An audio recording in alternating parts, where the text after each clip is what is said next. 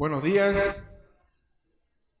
Déjenme poner el cronómetro porque si no, me tardo aquí 2 días. Me toca a mí un tema muy especial, y digo especial porque es difícil. Conocemos una iglesia en la Biblia que tenía 2 hermanas, una se llamaba Evodia y la otra se llamaba Síntique, y las dos estaban peleadas. Y Pablo les escribe a ellas. Y dice un predicador que se llamaba la hermana Envidia y la hermana Sintique, ¿no? Porque los pleitos que hay en la iglesia siempre son los que detonan el punto de hacer divisiones. Hay 3 factores que nos traen divisiones. ¿Cuáles son? Los celos, los pleitos y la envidia.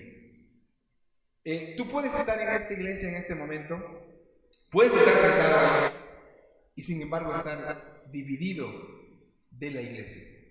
Vienes y te congregas cada 8 días, vienes y participas en el servicio, vienes y eres parte de la iglesia bíblica Sinaí por tradición, pero tu corazón está muy lejos tanto del labor pastoral, de los ancianos o diáconos que la iglesia tiene.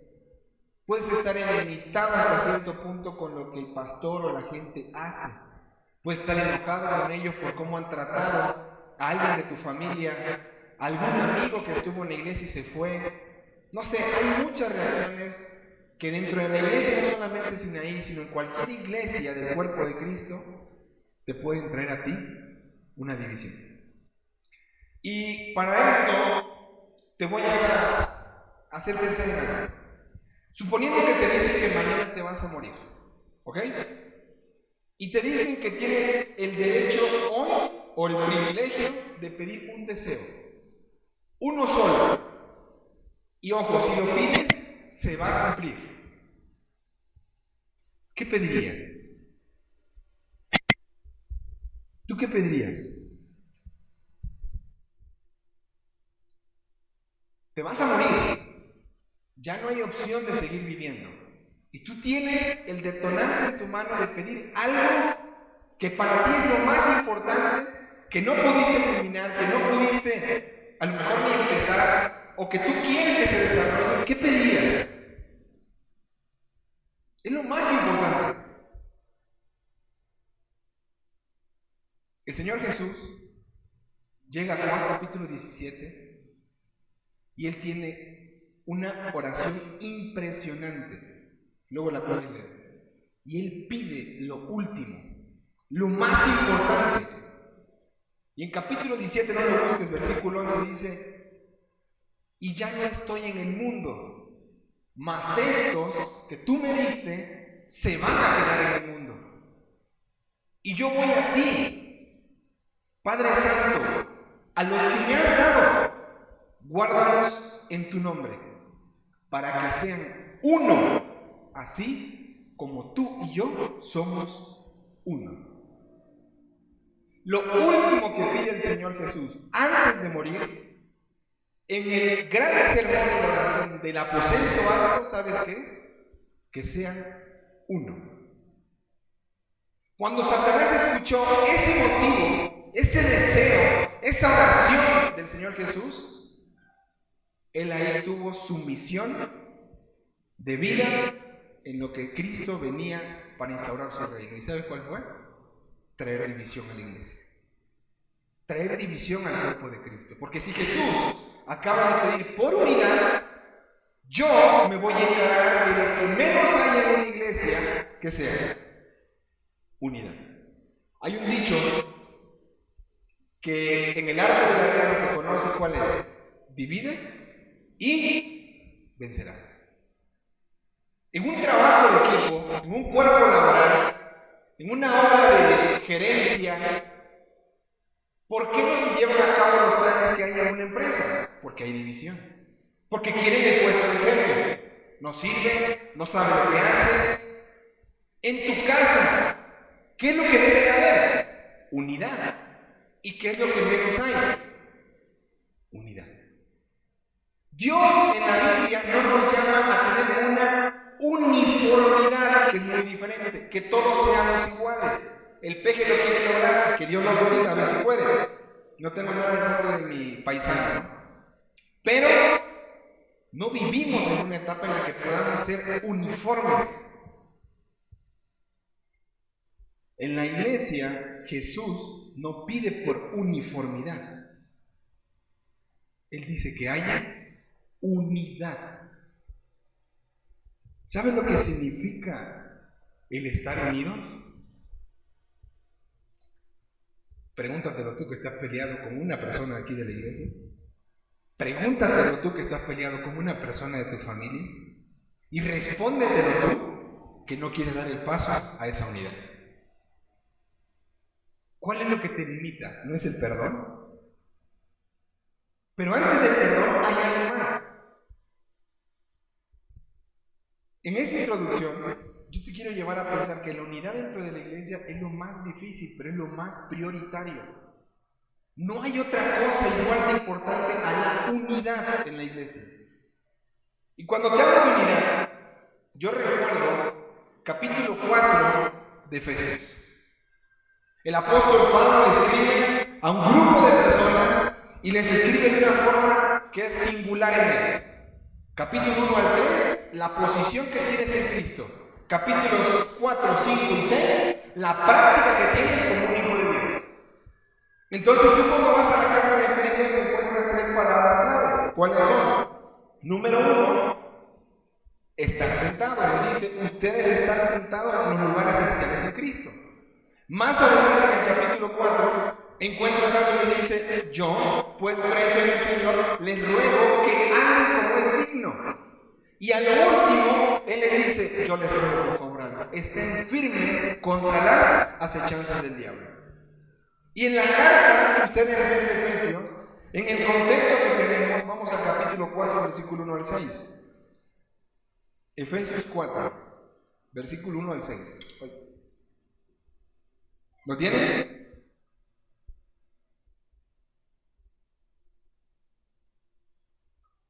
Quien lo tenga, por favor, póngase de pie. Esto es muy común en los hermanos libres, yo no lo hago, pero para saber quién sí va a leer conmigo, les voy a pedir que se pongan de pie. Efesios capítulo 4, versículo 1 al 6. Dice la palabra de Dios. Si lo tenemos, voy a esperar que el otro 50% por lo menos busquen su celular. No, ok. Efesios capítulo 4. Si no tienes Biblia, por favor, escucha lo que dice la palabra de Dios. Yo pues, preso en el Señor, os ruego que andéis como es digno de la vocación con que fuisteis llamados, con toda humildad y mansedumbre, soportándoos con paciencia los unos a los otros en amor, solícitos en guardar la unidad del Espíritu en el vínculo de la paz. Y volvamos a leer el versículo 3. Solícitos en guardar la unidad del Espíritu en el vínculo de la paz. Un cuerpo y un espíritu, como fuisteis también llamados en una misma esperanza de vuestra vocación.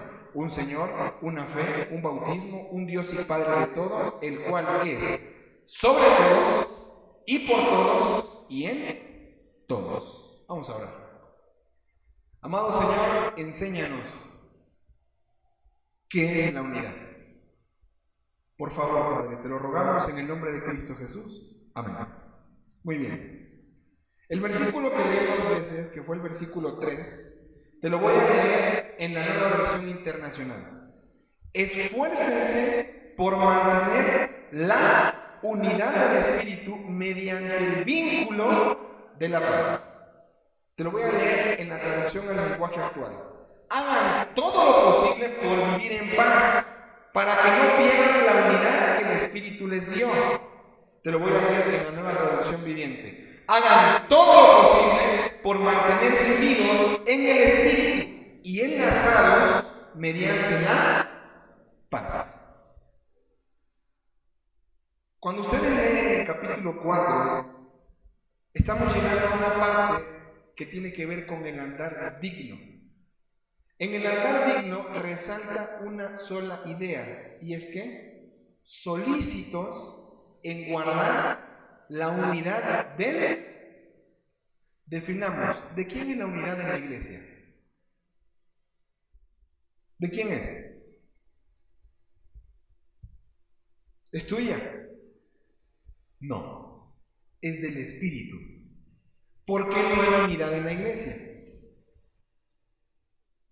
Porque no estamos controlados por el Espíritu. Si la iglesia fuera controlada, o digo, si el creyente en Cristo fuera controlado por el Espíritu, lo que automáticamente se daría, ¿cuál sería? La paz. Y esa paz llevaría ¿a qué? Al amor. Y ese amor terminaría ¿en qué? En unidad. Cuando no hay unidad en un matrimonio, es porque no hay un control del Espíritu Santo en la vida de las dos personas. Por eso continúa y se desenvuelve y termina en un divorcio. Una pareja que se divorcia, pueden pasar por muchos factores, pero especialmente una familia cristiana, no se concibe que haya un divorcio porque no hay un control ¿de qué? Del Espíritu Santo. La unidad en la iglesia es producida ¿por quién? Por el Espíritu Santo. Mi querido hermano, ten paz, porque la unidad tú no la produces. Tú lo único que produces, ¿sabes qué es? Pecado. Es lo único. Lo único que tú sabes producir es pecado. ¿Sabes por qué? Porque eres un ser caído. Porque tienes la naturaleza pecaminosa dentro de ti. Y porque lo que va a ganar es aquello de lo cual te alimentas más. Y si tu vida está controlada por el Espíritu, en automático va a haber ¿qué? Unidad.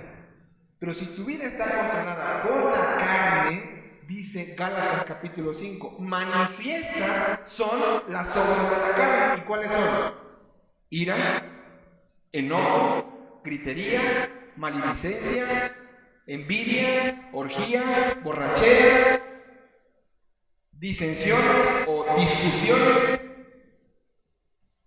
¿Te das cuenta por qué razón no hay unidad en tu familia, en mi familia, en mi casa, en tu casa, en la iglesia? Porque el que la produce no está al mando. Así de sencillo. Hay un tema en especial en el libro de Efesios y es: la iglesia es el cuerpo de Cristo. Y como cuerpo tienen una cabeza y se llama Cristo. ¿Estamos de acuerdo? Cuando nosotros llegamos al capítulo 1, te quiero decir, esta predicación es una predicación expositiva. Voy a exponer verso a verso, palabra por palabra, lo que te quiero decir. Si me da tiempo, en 15 minutos. Versículo 1, dice Pablo: yo pues preso ¿en qué? ¿Dónde estaba Pablo? En la cárcel. 4 cartas que escriben desde la cárcel. Apúntame en tu Biblia, apúntame en tu libreta. Efesios, Filipenses, Colosenses y Filemón, conocidas como las epístolas de la prisión. Pablo se encontraba ¿dónde? Preso. Y le dice: yo pues preso ¿en quién? Una interpretación sería: yo estoy preso por causa del Señor. Y no se estaba quejando. Él dice: yo estoy aquí, estoy preso, pero es por causa de un ministerio, es por causa de una orden que el Señor me dio. Y dice ahí en el versículo 1: y yo te ruego. Ojo, ¿quién era Pablo? Era un apóstol, ¿sí o no? ¿Tenía autoridad? Sí. Y él dice: yo te ordeno. No. Él dice: yo te suplico, yo te ruego. Si vas a Romanos capítulo 12, versículo 1, dice: os ruego, hermanos, por las misericordias de Dios, que presentéis vuestro cuerpo, dice, en un sacrificio vivo, santo, agradable a Dios. Característica de Pablo: no imponía, no mandaba. Pablo dice: te ruego. ¿Y qué te ruega? Que andes como digno. ¿De qué? De la vocación con que fuiste llamado. Mira, en el capítulo 4 tú vas a encontrar 5 tipos de andar. 5 tipos. Este es el primero: andar digno. Lo encuentras del versículo 1 al versículo 16. No tengo el tiempo para leerlo. Hay un andar de forma diferente. Ese lo encuentras en el capítulo 4, versículo 17 hasta el 32. Un andar digno, un andar diferente. Si voy al capítulo 5, versículo 1 al 14, me dice Pablo: ahora tienes que andar de forma amorosa. Si voy al capítulo 5, versículo 15 hasta el versículo 6, perdón, hasta el capítulo 6, versículo 9, dice Pablo, te pido ahora que andes de una forma sabia. Y culmina el libro en el capítulo 6 diciendo, ahora te ruego que tú andes de una forma cristiana, pero como en una lucha. 5 tipos de andar en la vida práctica que debes de tener. Y yo te pregunto, ¿cómo andas? Pablo dice, yo te ruego que andes ¿de qué? De una manera digna. A ver, hermanos, ¿cómo sería andar de una manera digna?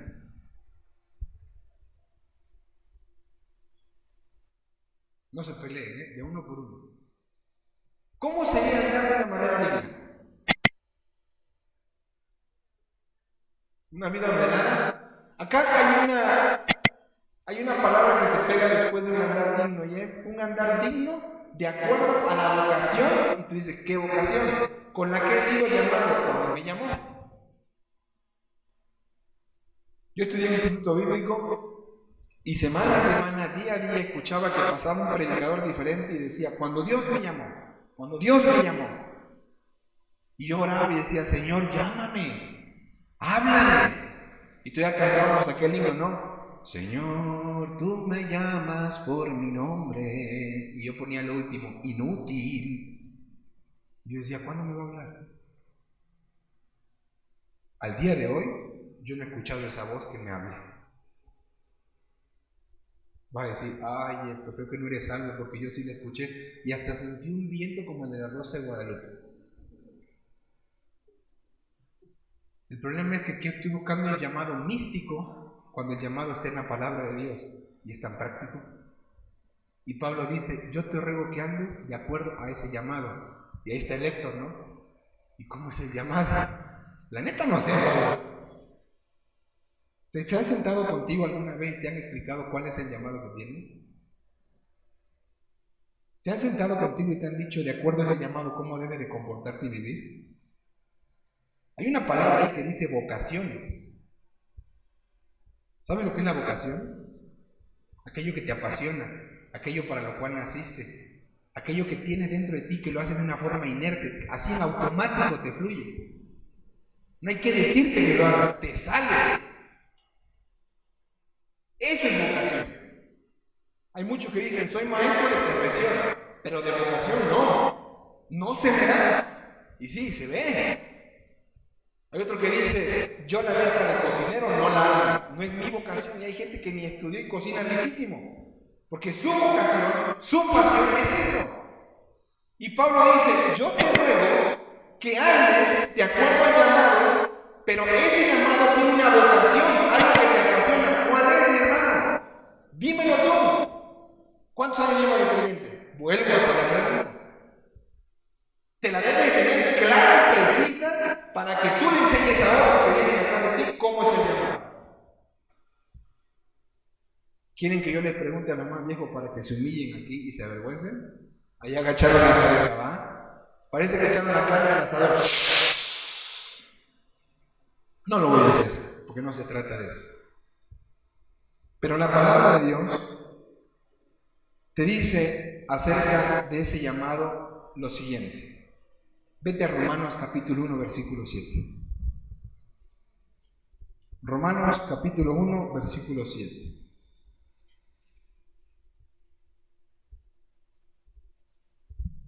¿Lo tienes? Romanos 1, 7. Dice la palabra de Dios: a todos los que están en Roma, amados de Dios, llamados a ser, otra vez, a todos los que están en Roma, amados de Dios, llamados a ser, pero yo vivo en la colonia Roma, pero no estoy en Roma. Pero la Biblia se cuenta para ti.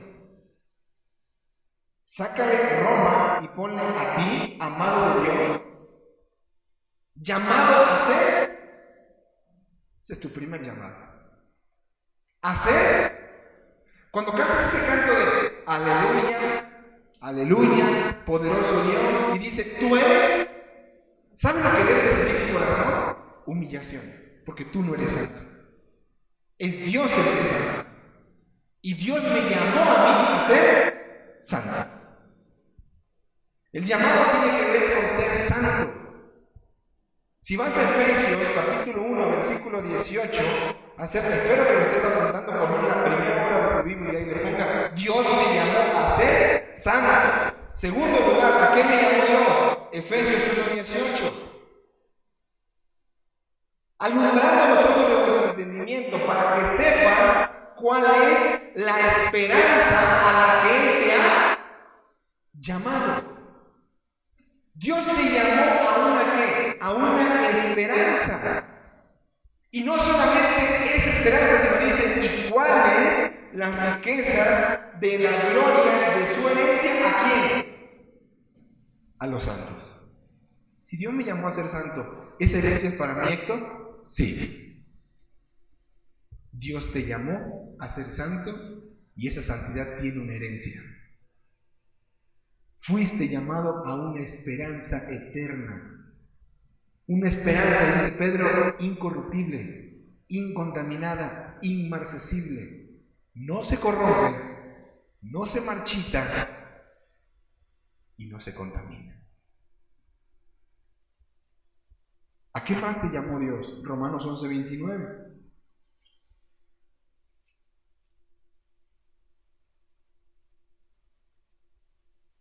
¿Tienes conmigo? Romanos 11, 29. Dice la palabra de Dios: pues como vosotros también en otro tiempo eras ¿qué? No lo están leyendo conmigo, ¿ah? Capítulo 11, versículo 29. Perdón. No, me fui al 30. 11, 29. Porque irrevocable son los dones. ¿Y qué?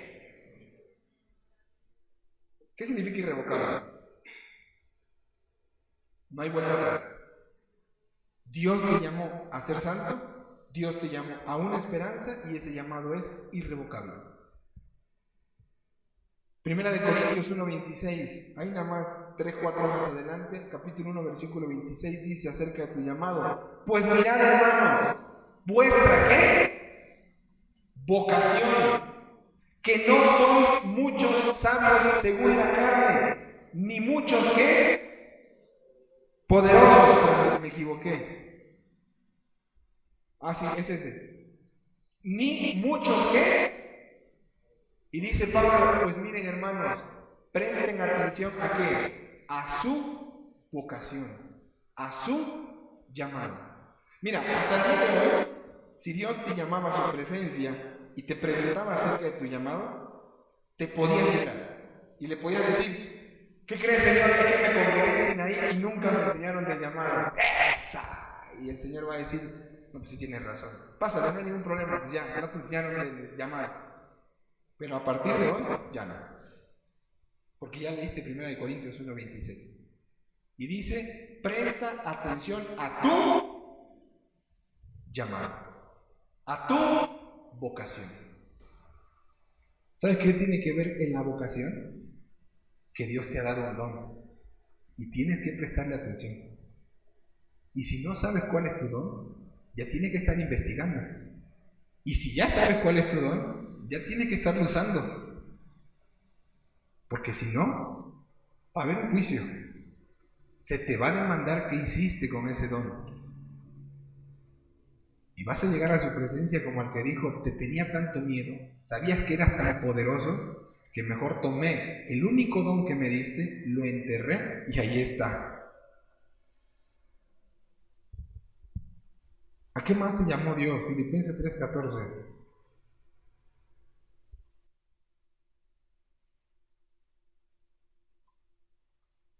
Filipenses capítulo 3, versículo 14, dice la palabra de Dios: prosigo a la meta, al premio del supremo llamamiento ¿de quién? Mi hermano, el llamado de Dios no es cualquier cosa. Ojo, a ver si estamos en el mismo canal. ¿Quién te está llamando? Cuando mi teléfono suena y yo que dice nadie, tiemblo. Porque digo, para algo me quiere. Y si yo no puedo porque estoy ocupado y no puedo contestar, ya estoy nervioso. Y si yo veo que hay llamadas perdidas y no contesté, yo ya sé que me va a ir mal. ¿Por qué no contesté el teléfono? Y es la llamada de mi esposa. Imagínate lo que Dios te dice. Hay un supremo llamamiento y no es de cualquier persona. ¿De quién es? Es que es mío, dice Dios. Y Pablo dice, prosigo a la meta. Y ojo, hay un premio de ese supremo llamamiento. ¿Tú conoces tu llamado? ¿O estás igual que yo? Si no lo conocías, yo te digo algo hoy, Dios te llamó a ser salvo, después te llamó a ser santo. Y cuando te llamó a ser santo, Él te dio una herencia incorruptible, incontaminada, inmarcesible. Y tú tienes que andar de acuerdo a ese llamado.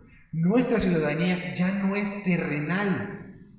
Nuestra ciudadanía, ¿qué es? Celestial. ¿Y cómo debemos de vivir? Como Dios quiere que vivamos. Y Pablo dice, yo te ruego que andes de acuerdo a ese llamado, a esa vocación.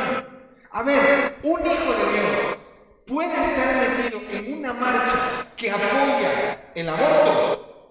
No, porque Dios no es ¿cómo le puedo llamar? Dios no es un ser que apoye la muerte. Dios es un ser que promueve ¿qué? La vida. Entonces la primera pregunta que me haría, ¿es digno de un hijo de Dios andar metido en eso? No. A ver, ¿es digno de un hijo de Dios tener cierto comportamiento y forma de hablar? ¿Decir groserías? ¿Es digno hablar en un lenguaje obsceno, agresivo? ¿Es digno contaminar el cuerpo con sustancias? No me estoy refiriendo a los tatuajes, me refiero a otras cosas. ¿Es digno? ¿Es digno de una mujer, hija de Dios, el acostarse con un hombre y luego con otro, y luego con otro, y luego con ¿es digno? ¡No! Y Pablo dice, yo te ruego que andes como es. No tengo que investigar cuáles formas no son dignas, tengo que investigar cuál es la forma digna y ya, y andar de acuerdo a eso. Y tú vas a pensar, mira, estás poniendo difícil, Héctor. No, ahorita vas a ver lo sencillo que es. Hay muchos más pasajes, pero no me van a dar tiempo. Según Tesalonicenses capítulo 1, versículo 19, dice que somos dignos de su llamamiento. Imagínate, somos una basura y Dios nos tuvo por dignos. Segunda de Timoteo 1:9, vamos ahí por favor, ese sí es importantísimo. Segunda de Timoteo 1:9 dice la palabra de Dios, quien nos salvó y llamó con llamamiento santo, no conforme a nuestras obras, sino según el propósito suyo y la gracia que nos fue dada en Cristo Jesús antes de los tiempos de los siglos. ¿Quién nos salvó? El Señor. Y si Él nos salvó, Él nos llamó con un llamamiento ¿qué? Santo. ¿Qué rayos hacen viviendo en el pecado? Mira, mi querido hermano, para que te vaya dando un quemón, tú que permites que tus hijos tengan novios inconversos y que tus hijas tengan novias inconversas. Si tu hijo tiene de novio a una persona que no es de Cristo, vas a tener de consuegro a Satanás. Si tu hijo tiene una novia que no es de Cristo, mi querido y amado joven, vas a tener de suegro a Satanás. No hay otra. No te quejes después de 10 años que venga un divorcio, que no haya pensión alimenticia, que ya te hizo un hijo y ahora qué va a pasar. No te quejes, porque el resultado de no andar de una forma digna es vivir con tu consecuencia. Es eso. Y no digo porque los hijos, es una maldición. No, el tener un hijo es una bendición. La maldición la tuviste tú al haber salido de los parámetros que Dios te puso. Tenlo muy en cuenta. El llamamiento de Dios es santo. ¿Queda claro? No es para que te lamentes ahí. es para que agajes tu cabeza y le pidas perdón a Dios por eso. Es solamente eso. En Hebreos capítulo 3, versículo 11, dice no solamente que es un llamamiento santo, sino que es un llamamiento celestial. Hebreos capítulo 3, versículo 14. Hebreos 3, versículo 14. Dice la palabra de Dios, porque somos hechos participantes de Cristo, con tal que retengamos firme hasta el fin nuestra confianza desde el principio. Perdón, Hebreos 3.1, me equivoqué. Por tanto, hermanos santos, participantes del llamamiento, ¿qué? ¿Cuál es ese llamamiento celestial? A ver, que se levante uno y me diga, por favor, porque si no sentí que no predique. Uno que me diga, ¿cuál es el llamamiento entonces?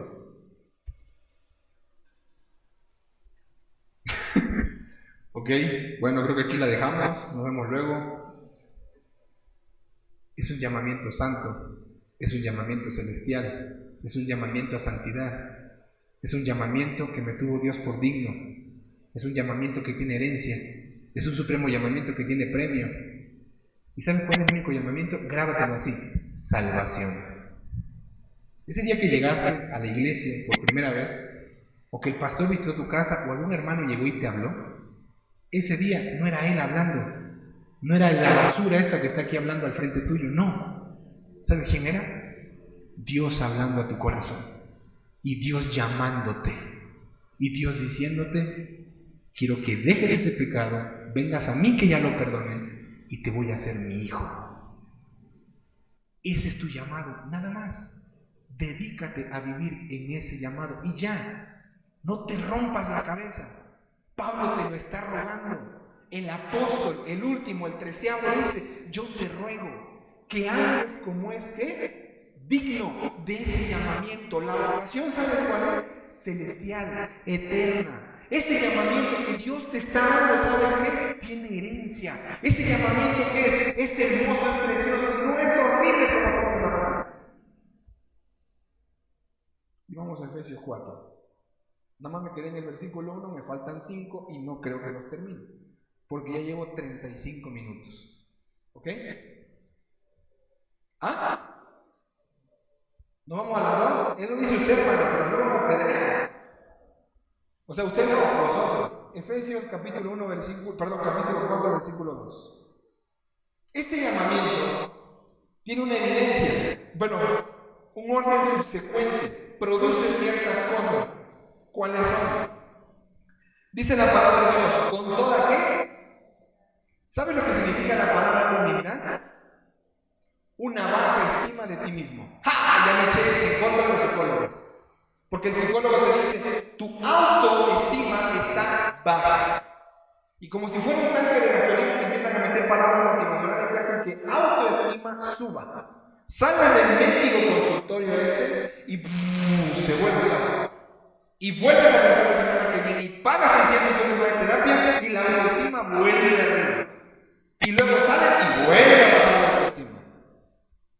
Ese es un problema que puede haber, puede ser una enfermedad y se puede tratar, sí. Pero Pablo te dice: ¿con toda qué? Ese llamamiento santo que te ruego que hagas, debes de andar así, con toda humildad. Un correcto concepto que debes de tener de ti mismo. Y debe de ser bajo. No tengo tiempo para verlo, pero número 1, dice Pablo: lo vil, lo menospreciado, lo vergonzoso, lo que nadie quería, la escoria, eso escogió Dios. Eso eres. Puedes tener todos los títulos que quieras, puedes estudiar en la mejor universidad, pero para Dios eso eres. De ahí te sacó Dios y te convirtió en su hijo.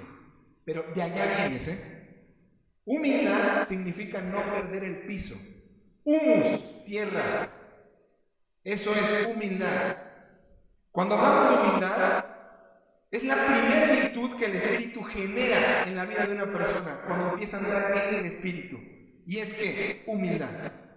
Tener un correcto concepto. Héctor, qué bonito predicas. Gracias, Dios te bendiga. Pero hablo más rápido que un trailer. Y tú no me entiendes muchas veces porque se me traba la lengua, ¿sí o no? Lo tengo muy presente.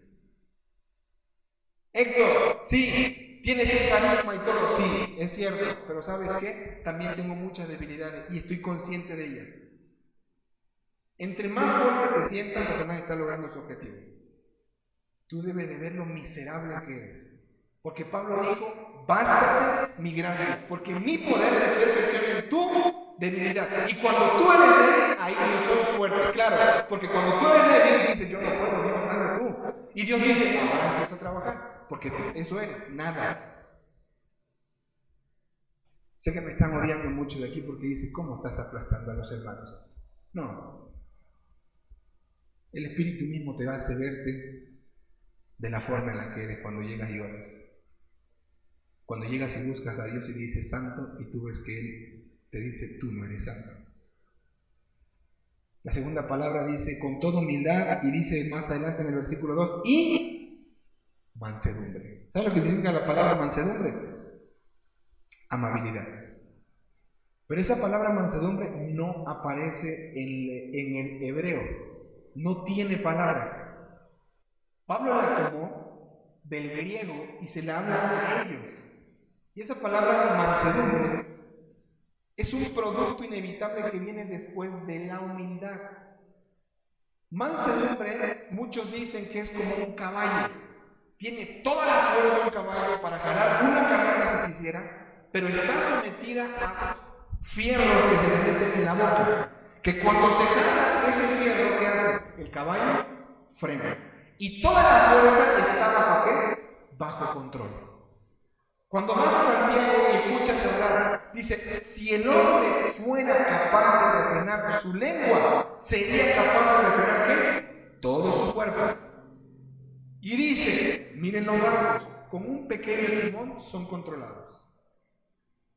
La palabra mansedumbre tiene que ver fuerza bajo control. Te doy un ejemplo de mansedumbre. Jesús. Jesús se enojó, ¿sí o no? ¿Ah? No llegó al templo, agarró a los cambistas, los volteó y les pegó su latigazo. Pero Jesús no se enojó, ¿cómo que no?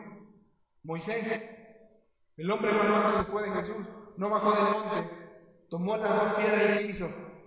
Las rompió, se enojó. ¿Pero de qué se enojaron? De lo que a Dios le enojaba. Estar vendiendo dentro del templo y encontrar un pueblo celebrando idolatría. No se enojaron porque tu mujer no te llamó todo el día. No se enojaron porque tu marido llegó y no quiso hablar contigo porque tenía sueño. No se enojó por eso. Se enojaron por las cosas que a Dios le enojan. Y cuando dice Pablo, yo te ruego que andes con humildad, que no pierdas el piso, que tengas un correcto concepto de ti, y te ruego que andes con ¿qué? Con mansedumbre, que seas amable, pero que tengas esa fuerza de ese toro impotente que eres bajo control. Y tú no tienes un fierro ni un timón. ¿Qué tienes? Al Espíritu Santo dentro de ti.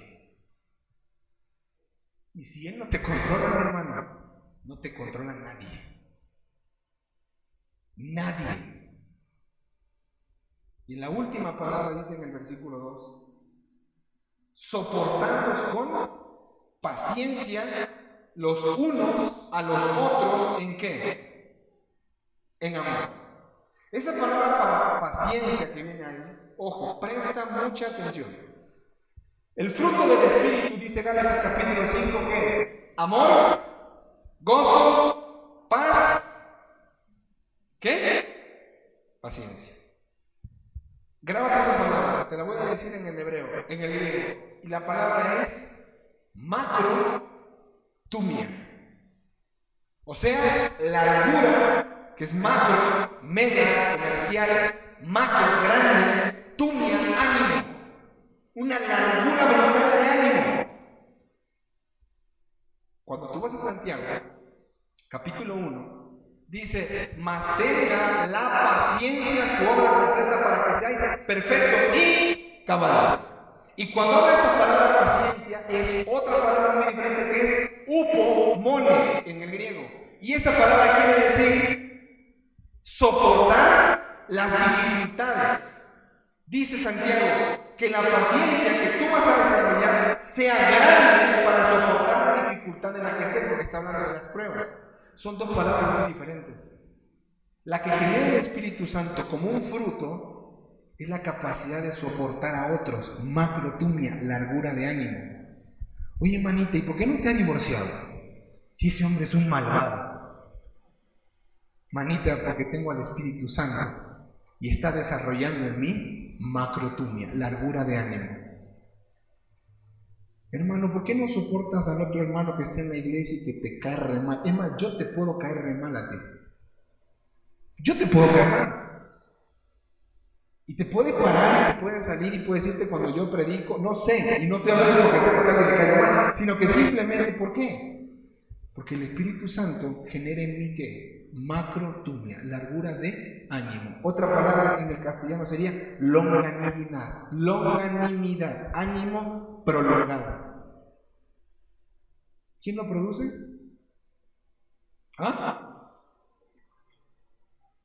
Humildad produce mansedumbre. Mansedumbre, que es la amabilidad, produce paciencia.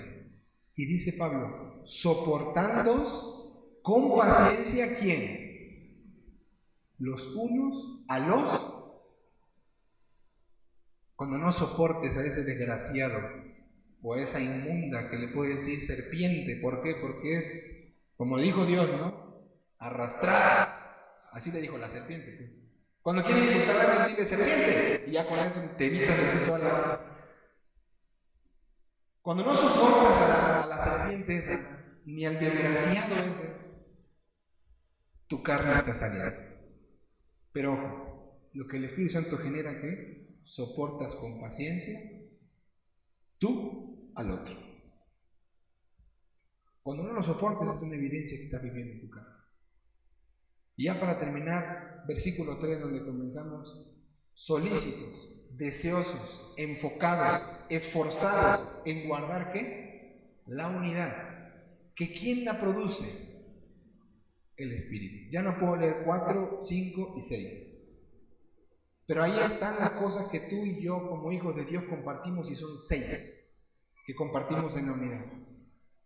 Un cuerpo, o sea, la iglesia, un espíritu, hablando del Espíritu Santo, todos tenemos el mismo. Dice luego, versículo 5, un Señor, habla de Jesucristo, una fe, un bautismo, fuimos injertados en un cuerpo. Versículo 6, un Dios y Padre de todos. Quiero concluir diciéndote lo siguiente. Dietrich Bonhoeffer,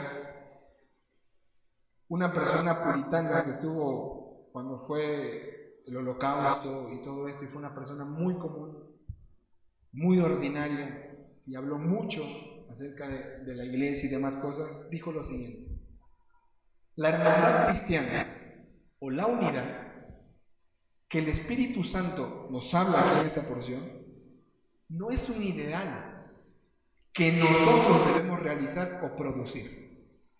La hermandad cristiana o la unidad que el Espíritu Santo dice aquí no es un ideal que nosotros debemos realizar o producir. Más bien, es una que Dios creó en Cristo, en la que tú y yo debemos de hacer 4 cosas. Número 1, participar de ella. Participar de la unidad. Cuando hay un evento en la iglesia, cuando algo se hace, una comida, una celebración, un festejo, tú debes de participar en la unidad con tus hermanos. Cuando es un domingo y sabes que a las 11 de la mañana hay servicio, debes de participar, congregarte. ¿Sabes por qué Hebreo dice no dejando de congregarnos? Porque ya no se está juntando como iglesia. No le habla a una persona, le habla a un grupo. Y le dice, no dejen de qué, de reunirse. La unidad debemos de participar. Número 2, debemos de preservar esa unidad. Puede faltar la luz en la iglesia, puede faltar el mapa, la batería, lo que tú quieras, hasta el predicador si quieres, porque está la Biblia que es más importante. Pero no debe de faltar ¿qué? La unidad. Debemos de preservar esa unidad. Debemos de perseverar en esa unidad. Debemos de tener bien claro el objetivo que debemos de vivir en ella. Y a lo último, debemos de perfeccionar esa unidad. ¿Cómo lo voy a hacer? Cuando yo dejo que el Espíritu Santo tome control de mi vida y de la iglesia. Hermanos, que Dios te bendiga, y mi único deseo es que tú tengas bien en claro que la unidad tú no la produces. La unidad la produce ¿quién? El Espíritu Santo. Y entre más lejos estés de Él, menos unidad va a haber en tu vida. Amén. Perdónenme, tardé 48 minutos. Yo les pido perdón, no terminé, me quedé a la mitad. Pero vamos a orar para que Dios haga que los que me odien me perdonen por ese error, ¿no? Vamos a orar. Amado Padre, te damos muchísimas gracias, Señor, por este tiempo. Y Padre, queremos pedirte perdón, Señor. Perdón porque hemos ignorado lo que es la unidad. Yo te ruego a ti, Dios, por Evodio y por Sintique que están en esta iglesia, Señor. Y a lo mejor son Evodio y Síntico. Están peleados entre ellos, trae reconciliación. El enemigo de la humildad es el orgullo, Padre. Yo te ruego para que ese orgullo sea derribado y sea levantado la humildad, Señor. Tu palabra dice que tú resistes al soberbio, pero da gracia al humilde. Te ruego para que haya una reconciliación entre ellos. Te pido también, mi buen Dios, porque tú perdones, Señor, nuestras acciones como liderazgo, como hijos tuyos, que hemos dividido el cuerpo de Sinaí. Padre, perdónanos, Señor. Te ruego y te pido perdón, Señor, en nombre de tu iglesia. Yo no soy quien, porque no soy el intercesor. Tú eres el intercesor entre Dios y nosotros. Tú viniste a morir por nuestros errores.